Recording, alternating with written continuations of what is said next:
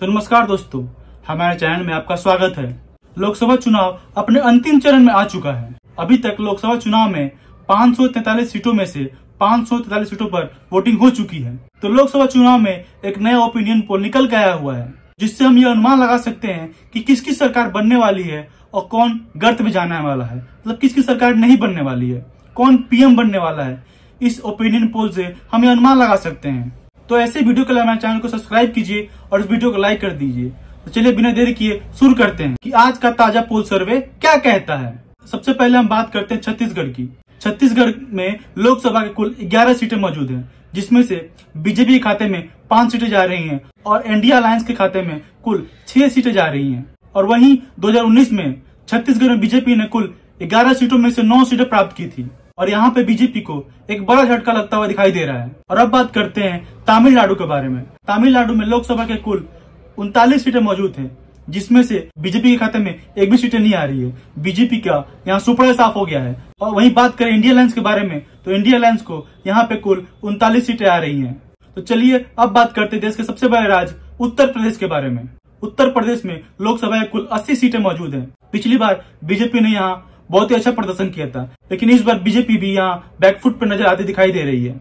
BJP को यहाँ UP में 80 में से 42 सीटें प्राप्त हो रही हैं और वहीं इंडिया अलायंस को 80 में से कुल 32 सीटें प्राप्त हो रही हैं और अन्य के खाते में 6 सीटें जा रही हैं।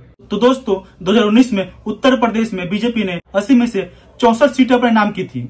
तो अब बात करते हैं बिहार के बारे में। बिहार में लोकसभा कुल 40 सीटें मौजूद हैं, जिसमें से बीजेपी को 18 सीटें और इंडिया अलायंस को 21 सीटें प्राप्त हो रही हैं और वहीं अन्य के खाते में सिर्फ 1 सीटें जा रही हैं। अब बात करते हैं देश के अगले राज्य हरियाणा के बारे में। हरियाणा में अभी लोकसभा में कुल 10 सीटें मौजूद हैं, जिसमें से बीजेपी को कुल 4 सीटें प्राप्त हो रही हैं और इंडिया अलायंस को 6 सीटें प्राप्त हो रही हैं।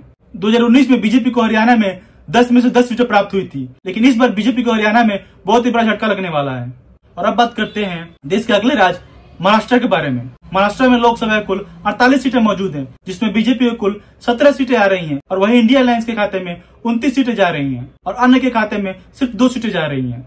और अब बात करते हैं पंजाब राज्य के बारे में। पंजाब में लोकसभा कुल 13 सीटें मौजूद हैं, जिसमें से बीजेपी को मात्र 1 सीटें आ रही है और इंडिया अलायंस के खाते में 10 सीटें जा रही है, अन्य के खाते में सिर्फ 2 सीटें जा रही है। और बात करें गोवा की, तो यहाँ लोकसभा की कुल 2 सीटें मौजूद है और यहाँ पे दोनों गठबंधन के खाते में 1-1 सीटें जा रही हैं। तो अब बात करते हैं मध्य प्रदेश के बारे में। मध्य प्रदेश में लोकसभा कुल 29 सीटें मौजूद हैं, जिसमें बीजेपी को 15 सीटें आ रही हैं और इंडिया अलायंस के खाते में 14 सीटें आ रही हैं। अब बात करें तेलंगाना की, तो यहाँ पर लोकसभा कुल 17 सीटें मौजूद हैं। वहीं पे बीजेपी के खाते में सिर्फ 6 सीटें आ रही हैं और इंडिया अलायंस के खाते में 11 सीटें जा रही हैं। तो अब उस राज्य के बारे में बात करते हैं जहाँ पहली बार वोटिंग हो रही है प्रधानमंत्री के लिए, और वो है जम्मू कश्मीर। और यहाँ पे लोकसभा कुल 6 सीटें मौजूद हैं। दोनों गठबंधन के खाते में 3-3 सीटें जा रही हैं जम्मू कश्मीर से।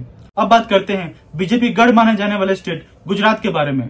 यहाँ पे लोकसभा कुल 26 सीटें मौजूद हैं, इसमें से बीजेपी खाते में कुल 17 सीटें आ रही हैं और इंडिया अलायंस के खाते में सिर्फ 9 सीटें आ रही हैं। तो दोस्तों ये वीडियो बहुत लंबी हो चुकी है। अगले राज्य की बातें अगले वीडियो में करेंगे। अगर आपको अगली वीडियो चाहिए तो इस वीडियो को लाइक कीजिए और कमेंट में लिख दीजिए अगली वीडियो। मैं अगली वीडियो आपको बना कर दूंगा। तब तक के लिए नमस्ते, प्रणाम, सत श्री अकाल, प्रणाम। सब्सक्राइब कर लीजिए भाई।